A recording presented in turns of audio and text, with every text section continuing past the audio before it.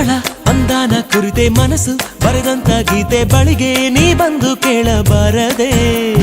ಇನ್ನು ಎಂದು ನೇರಳ ಹಾಗೆ ನಾನು ಇವಳ ಜೊತೆಯಲೇ ಇರಲ ಅನುಗಾಲ ನಡೆ ನೋಡಿ ಸರಳ ಮೆಚ್ಚಿಕೊಂಡೆ ಬಹಳ ನನಗೆ ಅಂತ ಹುಟ್ಟಿ ಬಂದ ತಾರೆ ಇವಳ